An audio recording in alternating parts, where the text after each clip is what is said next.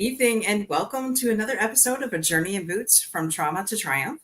I'm your co-host, Dorothy Odell, founder of Unstoppable Overcomers Productions and first responder and veteran ally. This is my amazing co-host, Dr. Janelle Royster. It's all good. This is what we do for reading Scott's notes.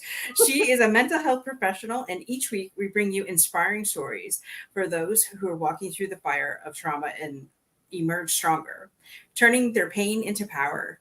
So join us as we explore their journey from struggle to success. Like that, eh? All right. I'm really excited. You know why I'm excited, Dr. J? Why are you excited? Well, because I met this incredible gentleman a couple of years ago. And now I forgot that he was in the military. Back then I wasn't doing a whole lot with our veterans. And then I'm like, well, wait a minute. We came across this guy. So please welcome Enrique Acosta Gonzalez. Welcome to the show, Enrique. Thank you. Thank you for having me.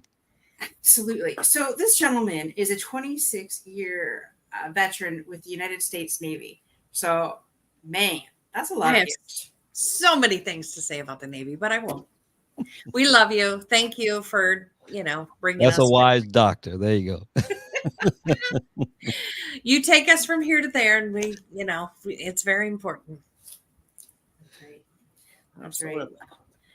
So let's start with at the beginning, before you started with the military. What made you decide to go into the military? Yeah, both.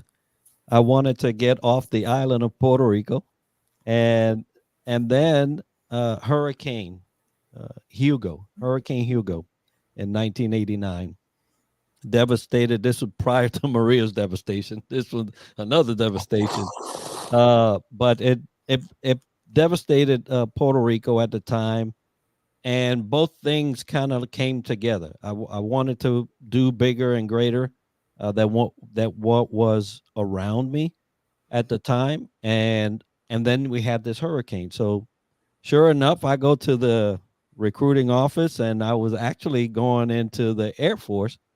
At the time, they had a requirement that I did not meet by, I think, 5 points, and so they said, no, sorry, we can't take it. I said, okay, well, your loss. Let me go to this other. Let me go to the Navy. Yeah, let me go to the next office, and it was the Navy, and the Navy at the time identified that, yeah, you're right. You didn't meet their requirement, but they're looking for one criteria. We're looking for another. Mm-hmm. And they focused on my actual ASVAB scores, and were able to denote that I was a perfect candidate for meteorology and oceanography. And 26 years later, retirement, there you go. Wow. That's so who knew that a hurricane would get him into the military? Hey, usually it's free education. I obviously needed a huge amount of force to get moving. I love that. That is so funny and so true. Absolutely. All right, Dr. J, I'll let you with the questions now. All right. So my question to you, sir, is what inspired you to pursue a career in service? Because a lot of people go in, obviously you went in to evade, a hurricane, which is a new one. I mean, I've heard thousands of veteran stories and active duty stories, and I usually ask them in session, like, what made you join? But that doesn't mean they stay. As Right. I told you previously, I got stuck in Ohio. That's the fastest way to get somebody out of the military. I agree. But what inspired you to pursue a career in service? And was there like a defining moment or something that happened that solidified this for you? Yeah, well, I was primed. So there, in high school, I was in Air Force Junior ROTC. Mm-hmm. And so that kind of primed the desire to be service-based, right? And so I loved the way they had everything structured. I loved the fact that there was attainable goals, and then you would get a rank. I said, oh, I could deal with that. And so they kind of primed me into service. Now, obviously, the catapult to that, or the catalyst to get me going, was both the surrounding environment in Puerto Rico at the time. I didn't see too much movement. I saw a lot of people doing the same thing Mhm. as their parents did, and I wasn't going to do that. And so I said, hey, it's the perfect time to start thinking about this military journey. And also, the fact that I had this environmental episode over the island that was a kind of like, man, not only can I serve my nation, but I can serve in a capacity that maybe one day I'll return and be a local news person, help others, prepare for such an event. And so that was really how all of that came about. Why I stayed was just that the meteorology and oceanography community was just amazing. Oh, that's awesome. Not only from the STEM perspective, but the caliber of people, that were in that community were just great. Except for one, maybe. There's always that one. There's always one. I did tease you a little bit before the show. I said, wow, what is it like to be wrong and still get paid? Oh, yeah. Well, we have to take some of that ownership that we do get paid for 50% accuracy. No, and to be honest too, and to honor those that do it both from the Air Force, Navy, and Marine Corps.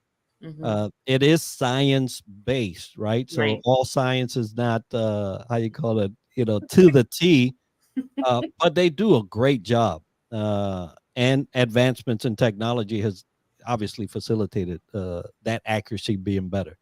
We do the same thing, though. We have, I think 7,000 therapeutic interventions, and none of them are 100% because every individual is different. And probably your data is all accumulated. So you have to kind of decipher what is accurate, what's not, what machine, depending on the machines. So my second question to you is, how has your personal journey and the challenges you've faced influenced your decision to serve others? And how do you see that reflected in your work today? Because you've transitioned into a different position. Yeah. You're not a weatherman anymore. No, not a weatherman anymore. And so oddly enough, that journey in leadership, which is what I'm doing today, started way back in the first 3 years.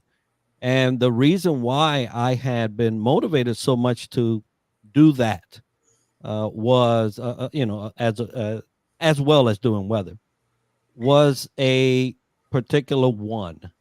I just said, it said that one. Yes. That one for me was a senior chief, E8, in the military at the time.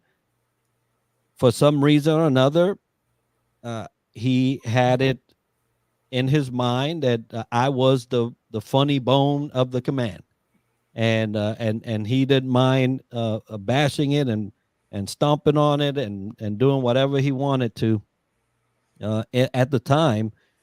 And so my thought on leaders was drastically shifted because of how this person executed leadership. And those first 3 years, I'll tell you, I felt discriminated because they would say, we don't understand, or not they, he. I don't understand your English. Right. Well, no, you talk too fast, or you talk too. It was always something, right? But anyway, that experience was what said, I'm going to ensure that from here on out, because he's not going to be the reason why I'm leaving. That's not going to happen. I was raised in the Bronx, so I love it. It's a no. That's not going to happen, right? So he was not going to be the reason why I transitioned out of the military. But I knew that, as everything, we move on every 3 years, right? Some people move on every year and a half if you're an officer, right? Sometimes, and so I knew that time was going to draw down somewhere, and I was going to go somewhere else. unfortunately for me, I stood on, I was in Hawaii. I stood on island. I went to another command, and guess who showed up to be the command master chief? But, Oh no. but at that point, I was seagoing. So, I was able to, to move on. Reginald, that's right. Book it down. And so what I did was I purposed, number one, to hone my own skills in order for no one else to be able to do what he did to me ever again.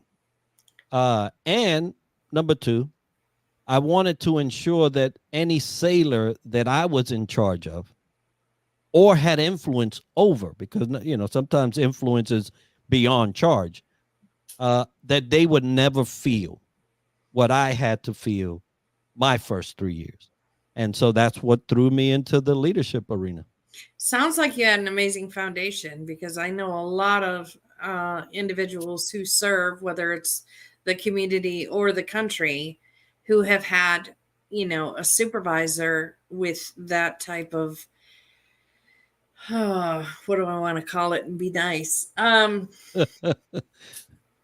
Focus on one individual to tear them down so that they can feel better about themselves. I think AKA bully would be a good word. Yeah.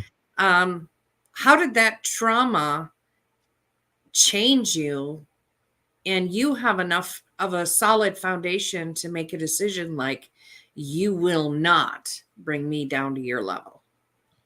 Well, that fight was, like I said, I was raised in the Bronx. We don't go down to, if we're going down, we're all going down. That's how we say, right? but some of it, and I will tell you that I was changed in two aspects. The first aspect was, oh hell no, right? Yeah, it's hell no. Yeah, right. And but that gave birth to something that I did not like. That gave birth to not you and not everybody else, or no one else, right? And so that kind of put me in a position where I became a little more guarded than I would normally. And then, walls are not good for people, right? You just can't, communicate well. And so in that aspect, I think that it was I was damaged goods there, where now I was on my P's and Q's. Now I was looking at everybody, and everybody's, the moment that I sniffed that something was kind of looking that way, oh, I cut it down. And so that was not the way I was raised. And so that sounds very fear-based. And it's, we go in two directions. We fight or we flee. Yeah. And it sounds like you were at a point where, like, he's my supervisor. I can't move. I can't do anything. I can't change this. So I'm just going to freeze and stay in this position and pray that, I don't know what they call an Article 15 in the Navy, but yes, it's the same. Trying to avoid that, right? Yeah. And I wasn't afraid of any, non-judicial punishment or anything like that, because I was raised better, right? But there was this, I'm going to prove everybody wrong. When not everybody thought what he was thinking, right? And so that part I did not, after a while, obviously, because when you're in it, you don't see it. But after a while, I didn't appreciate that I took that route. But being insubordinate is not necessarily, it's subjective. So as the supervisor, if you're an ass, like it sounds he was very much an ass, right? And it sounds like he could have taken any type of, I'm not backing down, as in insubordination. So how did you manage those waters? I love it because he's water. Yeah, I navigated those waters pretty well. So what I decided to do was, when I say that impacted me in two ways, one way was the one I just mentioned. And then this way, I said, well, if he is saying this, that, and the other, why don't you look at that, just to see. And so I made a decision, and back then, and even still now, although you can't find them much longer unless you go to a library, every office had a red Webster's dictionary. It was red cover. Everybody knew, right? Everybody knew that was the dictionary. And so I decided to take that thing and eat it alive, and study the words and pronunciations and what they meant. And what ended up happening was that I started to get educated in a way where I now became the go-to person for all things that dealt with language. Imagine that. So the person that couldn't understand me now had to come to me because I spoke better than them. And so that development. Wow, how did that make you feel? Oh, well, I mean, even saying it now, I feel real good. But and we hear you perfectly fine. You speak very eloquently. Oh, thank you. Hey, and I have to attribute that to the Webster Dictionary. So what happened was, at the time I said, well, if I can become the best version of me, it doesn't matter what he says, because you'll outshine anybody. Right. No one is speaking in terms of definition. It's kind of like the spelling bee. Can you give me the definition for that? And I was like, well, yes, I can. Right. And so that development showed me several things. But mainly that we own our destiny. We own it. I love it. Or we give it away. Right. And so what happened, by just, sheer way of how this ended up, was that I decided to invest in myself. And by investing in myself, 6 years in, I was an E6. Mm-hmm. And I loved it, because I realized that this guy really didn't have much say over me. Now, he could say everything he wanted, but he really didn't dictate how far I went. I did. Okay, so I have to ask, what is an E6? I hear all these terminologies and I have no idea. Yeah, so E6 is what we would call middle management. They are the senior person of the lower enlisted. That's what that is. And at E7 and above, you start to get into your managers in terms of managing groups that are large and things like that. You get to command. As an E7, 8, and 9, you can actually be the senior enlisted of a company, right? Of a command.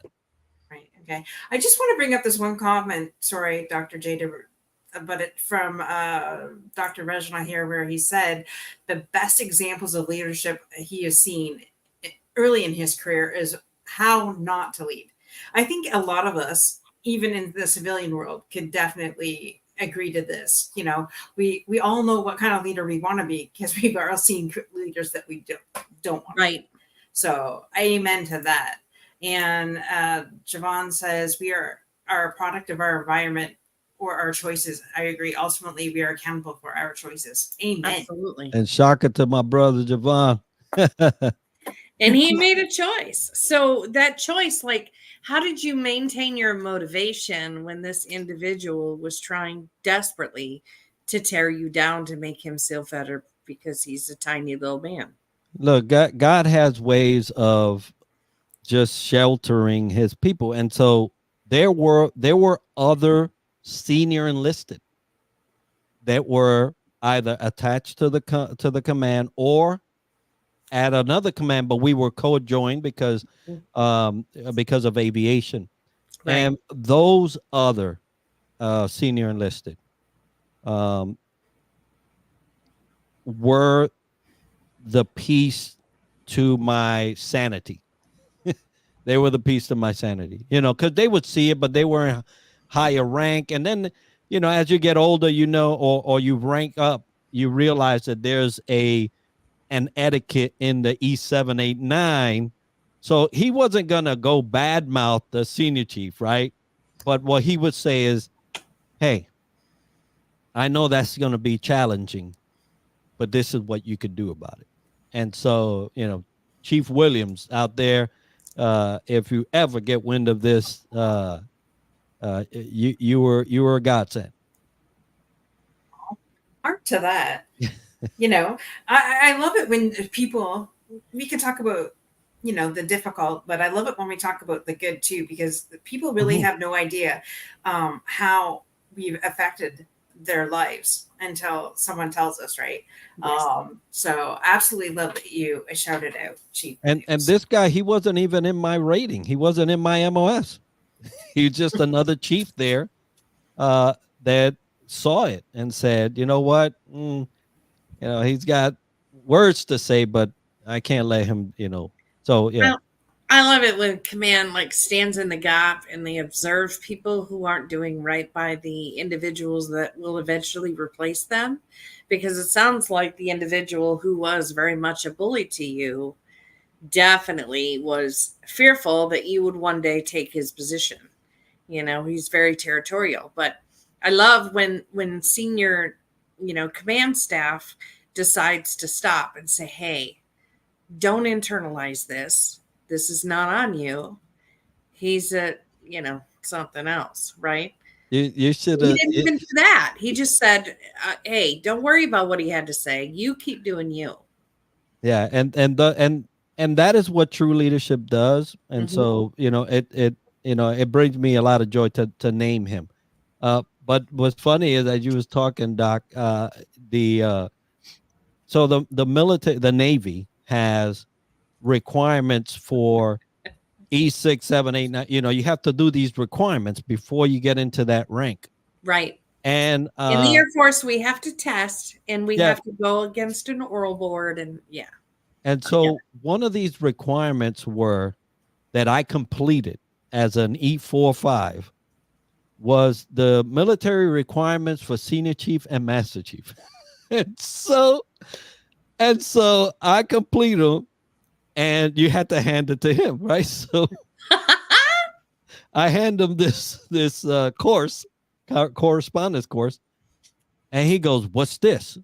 I said, "Well, the military requirements for senior chief and master chief." He says, "What?" He goes, "But you are an E4." I said, "Yes, and maybe you should do it." Yeah, or maybe you should take a look at it. Wow, that's awesome. And he was so irate that I would have the audacity to do a course and complete it where he was operating. So, there are, sweet joys sometimes by educating yourself. That definitely was one of them. Did he make you mop the floor after that? I have no idea what he did after. I just remember that particular moment.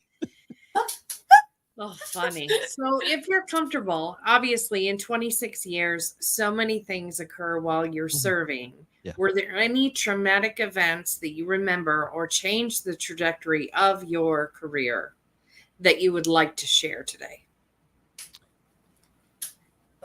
Ask that again.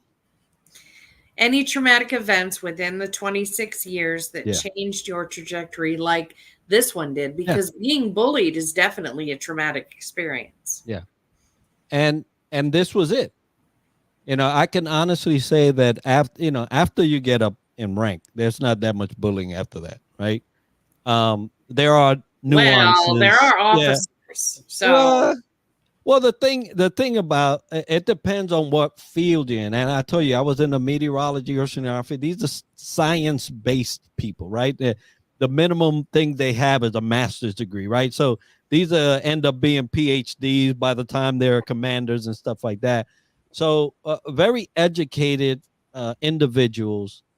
I never had an issue outside of, and I'll share this second one. So that was one, and it was my first 3 years. Mm-hmm. My second 3 years, I told you that same senior enlisted moved on to my second command. So I did not see much of him because now I'm on sea duty. Sea duty is you get augmented into a sea billet. You go out with ships. I was considered a ship rider. to augment people's or ships' deployment cycles to have a weather person on board. And so I would be that weather person on board. But he must have did something where he poisoned the well, because the skipper, the 06 captain, in terms of the Navy, if it's Air Force's colonel, Right. it ended up being that he had it out for me. And now, so for different circumstances now, yeah, I've had all this training. I done ate the dictionary. I went into this command like, whoa. But I had a personal challenge. At the time was marriage. and the military has a way of telling you that marriage did not come in your sea bag. That marriage did not come in your duffel bag. Right. You know, and in no uncertain terms, they were very clear that this individual you're married to is causing too much trouble. And so now we're going to make sure that you pay the price. Right. And so I was seagoing, I would be deployed, things would happen, I would get called back. Well, the command doesn't like that. And I don't blame them for that. You know, imagine if you have a company, you send away a person to do a job at some state, and because their spouse is doing things that they're not supposed to, now you have to come back and not do your work, right? So I completely understood then, and I completely understand now. What I did not understand is how was I the point to pay for. Go deal with that. We'll deal with that, but leave me alone because I'm doing my job. And so, in any case, one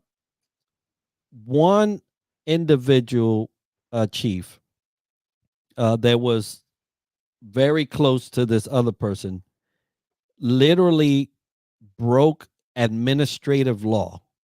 Wow.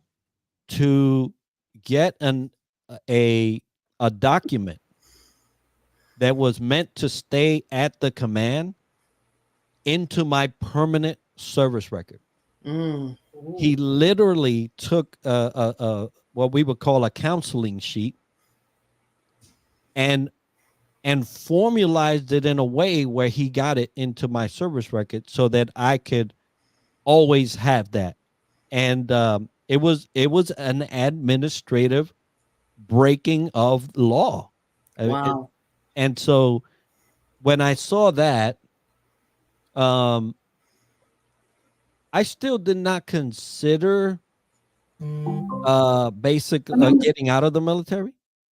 But I remember the captain sending an actual message, because back then there were no cell phones or nothing like that. We didn't even have email. It came in a message, right? Like a real message. And he said that he was going to be waiting for me on the pier to personally escort me out of the military. Ooh. And so what did I do? I did the same thing I did back my previous 3 years. I did such a great job on that ship that the day I came off the pier, they sent me off with a medal. Love it. And so my thought is, if you are willing to kick out the military, somebody that just came off a deployment and got a medal for their service, go ahead. I want to see how that works out. And sure enough, the captain had to eat his words, because now this ship is lauding his team member. And so, that's why I say things will show up. Things will pop up, and circumstances will arise in your life. You still have the choice to overcome it or to be subject to it. And I was like, oh, hell no. Not me. So did that guy get in trouble for breaking the law? He did not. Are you serious? He did not. Everybody broke the law, and He did my. not. And I still had to deal with that later on because when you get service record reviews for promotion, here it comes, and it would pop up, and You said he was an 06, correct? the captain was an 06, but the guy that did that particular piece was an E7. Yeah. Must not have held very much weight. I mean, you were in for 26 years, and you. Well, it did. It did. I told you I made E6 in 6 years. I was an E6 for 10 years. But as in all things, right? Things are timing, right? Things are timing. And then I made E7 and then E8 right after that, like boom, boom. So, I could have done a lot of great work as a chief, had I got it when I thought I should have. But everything for a purpose. Absolutely. Sometimes we don't really understand the purpose, but we. There's plenty of years I cried. Believe me. Man, that and that just goes to show you, anybody that's listening that is a civilian, if we think we have it bad in our jobs, hey, wait a minute, just listen to what this guy went through. We get Article 15s for no reason. It's like, oh, you looked at me funny, Article 15. And it's like, okay, I get that you have all the power. Noted. No need to put a document in my file. Well, I mean, I'm of the belief that you can't hold a good man down. You might be able to slow him down, but you can't hold him down. That's very true. And there's a song about that too. Yeah. I think there's a couple actually. Yeah. And but the real, and like Dr. Reginald's saying there, the real power is in identifying that you have a choice and you can decide. Other people may decide this or that, but the ultimate decision is yours. And I understand that there are some circumstances, right? If you're a child and you're being raised in the slums and two parents that can't even guide themselves from day to day, those are some bad circumstances. Right. But those are timed based. If you're able to make it out of that circumstance, all you need is time, to get to a point where you can say, boop, I'm going, I'm out. And unfortunately, there are some that don't get that time, right? I was one that was blessed with the time. And so given the time, given the opportunity to decide, I basically undid the slowdown, Wow. I definitely just want to go back to this comment here. I want to, in the face of unethical leadership, the best thing that we can do is focus on principle and value propositions. Absolutely love it. And 100%, it's not like we're going to turn the other cheek, but we're putting ourselves higher than how they're acting. Absolutely. Love that. So after 28,000 years, you decided to get out of the Navy because you were tired of having a job that you were only right 50% of the time. Yeah. And you pursued leadership. Simon Sinek wrote a book called Leaders Eat Last. It's one of my favorite books of all time. I like Atomic Habits. Those are really good leadership books. But what are you doing now? Yeah, I am the CEO of Triad Leadership Solutions, and that is basically a sum all of my 26 years in the military and what I wanted to do, and I was able to do actually in the military my last 12 years. Really? So there comes a time in service where you get ranked high enough that you have to make a choice whether you want to stay in line with your community and do weather, or you want to go the command route and lead, right? And so Air Force has something similar, where they're command, command master chief or master sergeants, and we have command senior chief, command master chief programs. And I was afforded that opportunity, and I went that way because other people could do weather, right? So all the people Well, coming in, right? you got to get tired of having a raincoat on and kind Look, of sitting in the hurricane. So I get it. and I had been primed to do that so early that it was just fitting to fall in line with the command structure. And so I was able to become a command senior chief, and then execute that for several commands as I was awaiting the results for the E9. Unfortunately, E9 came, and I did not get selected. But then also, like I was talking about timing, the military has what they call high year tenure, a time-based leadership model where if you don't make the next rank by this time, then you have to separate or retire at that time, right? So Right. that was my lot, and it was a painful one, a painful one indeed. But that came about, when it was time. Many career military members struggle with transition trauma. So what did your transition look like for you? Was it a struggle, or did you just kind of radically accept your circumstances and have a plan? No, it was tough. It was tough. It still seems tough at times, because now we're dealing with the aftermath of service. Right. So you got PTSD, you got your physical condition is not all that. You're exposed to some things that normal citizens don't get exposed to. Right. And now post-service, you're dealing with it. And so transition itself was difficult. At 26 years, and I had Doc Freeman on there.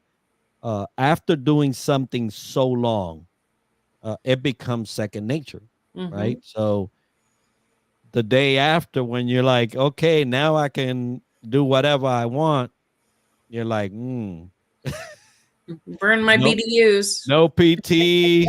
Your PT now is golf, right? If you want some, but no, even 5 years down past my retirement date, my wife was one day she says, "Hey, you're having trouble. You're having trouble transition." And I was like, "What? No, I'm good." You're having trouble. And after the second time, you're like, "Oh, maybe she's right." Our loved ones will always tell on us. But I will say that I think the benefit to me, I got out rather early because I was stuck in Ohio. But I did really enjoy wearing civilian clothes. Like I checked those combat boots as soon as I could. And then now I'm like, man, I wish I had those because they were so comfy. Oh yeah. They're made to be worn, right? So absolutely. I just have to say one thing. I had a good conversation with somebody who is a 28-year Air Force veteran tonight, and I think he's been retired. I don't know how many years. We'll say 5 for sake of argument. And he's still struggling. He says, because he had gone off and did a nonprofit after he was done, and tried to help as many of fellow veterans as possible. And now he's finding himself the last year. He wants to take it easy and, take care of his grandkids and things like that, where he didn't have that opportunity when his kids were growing up. And he's feeling the pressure of that, of always having to be on all the time. And I'm like, dude, you gave 20 years of your life to your country. It's time for you to slow your roll and just be a father, a grandfather, and a husband. It's okay to just chill and relax and take that time. Did you ever feel like you always have to be on, always having to prove your worth, always like to work in order to prove your worth. Oh yeah. Yeah, till this day, right? So when you say, hey, Enrique's got several shows, why does Enrique have several shows? What's wrong with him, right? There is, and I would say the military service members represent 1% of the U.S. population, Yes. right? So that's not much No. when you talk about people, but we do a lot. Yes. Right? And they ask you to do more with less. Yes. So, and that's what government service is. So when you're used to doing more with less for so many years, and you come out here, you can want to continue to do more with less. And to get someone to retrograde into a habit that they have not seen for over 20 some odd years, right? Because the last time I was a civilian, I was 18 years old. And now they may say I'm a civilian again, but no, I'm not. No. No, I'm not. I'm not the common day civilian. I'm not, right? And so they try to sell you that back, but they never get you into a position where you get to acclimate to that. Correct. Yeah. So when there's no acclimation period, look, it took 8 weeks, 8 to 13 weeks, depending on whose service it is, to get me from a civilian to a military. So where's that on the back end? Well, they call it Skills Bridge now. Oh, yeah. Good luck with that. It's a great program, but that's still not going to get you accustomed. No, because you're a Skills Bridge person still doing a job in a militant style with other military members. It's a military program. What you talking about? Right. So it's always going to be somewhat difficult. Some do it better than others. But I tell you that the building of a network of individuals prior to leaving service is so crucial. Not only because of the potential to be hired and this, that, and the other. You got to, the world, how I like to say it is that I'm the 1% that 99% of the world learned to live without. If you learn to live without something, it doesn't carry that much weight. Right. When you're trying to clear your plate from things to do, you're like, okay, which one can I clear? That one that you just took off the plate, that was me. Right. Right. And so in the eyes of the world, we're this enigma, this thing that they hear about on the news, the military. Right. And they don't know how to address it. No. And so we're trying to assimilate. They're trying to figure us out. And we're both lost.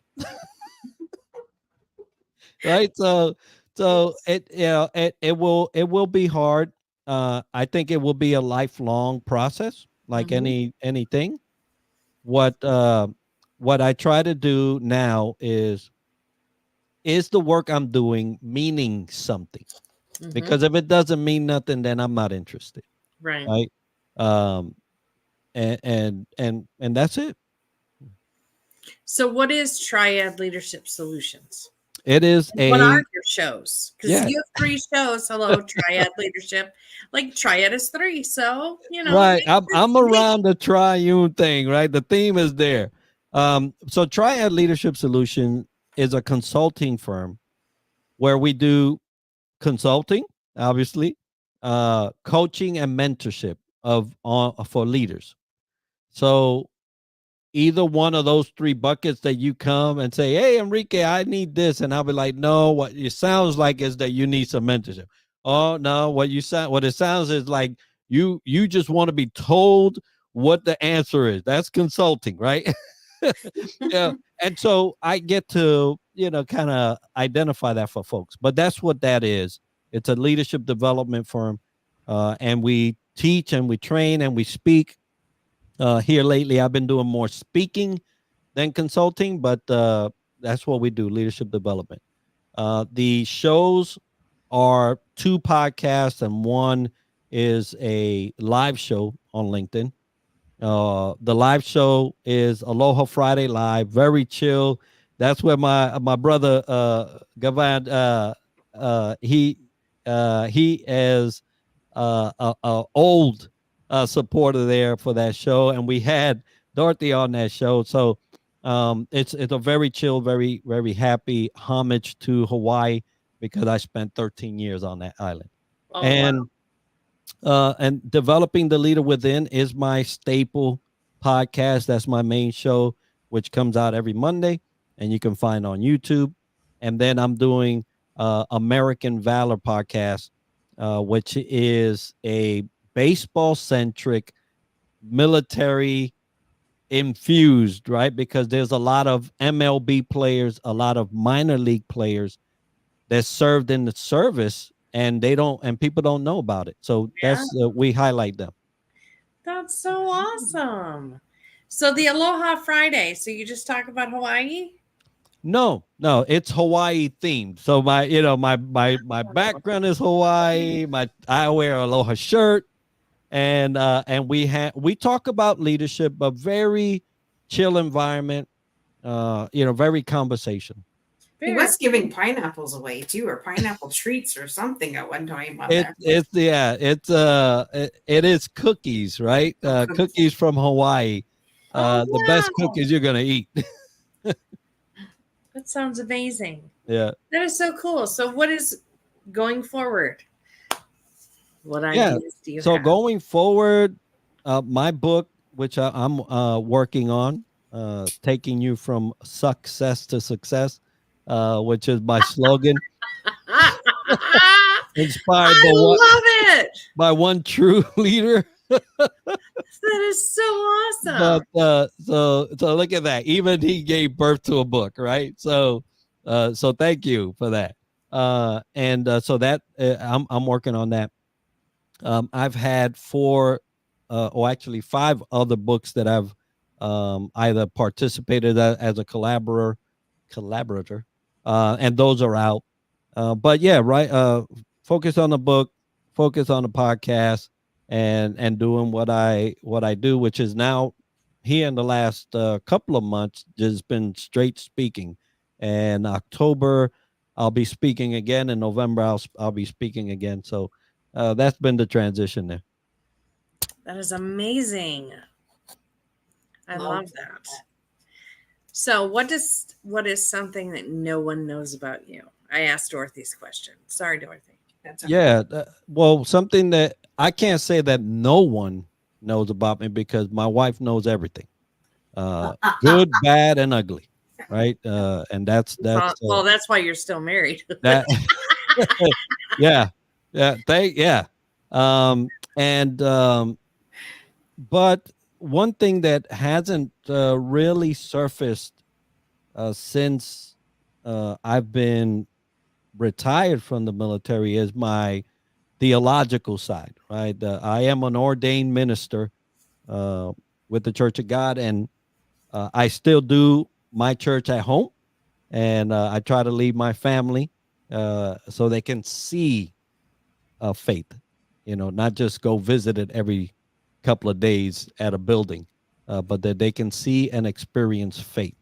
Yeah, I'm a notary, and that surprised me because I found out I could marry people, and I'm like, wait, what? I'm a notary, and I can marry people because I'm a notary. Yeah. What? Let's just say okay. Standards have changed. Clearly. I was fortunate. I was able to, or had the privilege of officiating my daughter's marriage with her husband. So that was nice. So awesome. Well, thank you so much for your story. I hope you stay behind so that we can chat a little bit more. Dorothy, you want to take the outro? Yes, I just really love to thank everybody for joining us today. And I'm going to try and read some of this here this new stuff here. I just want to highlight, because we didn't talk about what Dr. Royster does. She is the founder of Semper Modus. who believes in the power of transformation. And this lady has, I don't know how many healing modalities now. I don't know. We'll say over 30. I'm Yes. sure it's probably more than that. 38 But right 38. now. There we go. Who's counting? Okay. Right, exactly. Her team offers specialized therapies tailored to your unique needs. Whether you're facing trauma, anxiety, or life challenges, they are here to help you. Move forward with compassion and care. They explore their different services and start your healing journey with Semper Modus today. So if I know historically she most of her clients are either first responders or veterans, but I know she does these odd civilian. I have My team has expanded. So now I have a Marine who is a geez. psychologist who does marriage and family therapy. Thank God. So you want to book a time with Dr. Mike, just click over to sempermodusllc.com and we have a therapist for whatever you are struggling with. Thank you. Well, there we go. Yes. To go check her out. Not only that, she does a lot within the community, and she even helps us civilians because she was nice enough to give away 2 door prizes to my annual golf tournament. So this woman is incredible. And so if you don't know her, go check out Semper Modus. What did you say, Semper Modus? LLC.com. There we go. Thank you. I should have had that It's across. Latin for always moving because I'm never home. Well, that is the truth. Unless I'm there. But then we're never home either. We're always off at the beach or something, or axe throwing, or over at Olive Garden. So if anybody wants to know what to get Dr. J, it's gift certificates to Olive Garden. Oh, I love them breadsticks. I'll tell you what, just dip them in Alfredo. I am a happy girl. Oh, that is so funny. Anyways, with that, guys, thank you so much. And remember, I can't even read this anymore. There's too many words. Remember, guys, that we are here for you. You matter. And join us on your healing journey and be inspired by everybody's story that comes through on the show. Because I'm telling you, my heart and my hat is off to every veteran and first responder that we have on our show and that we come across. So stay tuned for more inspiring stories and hearing others' journey in boots. With that, stay safe. Yes. Be kind to everyone. Yes. Because kindness is free. And be genuine and true to yourself. Absolutely. And thanks again, Enrique, for sharing your story. My pleasure. All right, guys. We'll see you next week. Bye.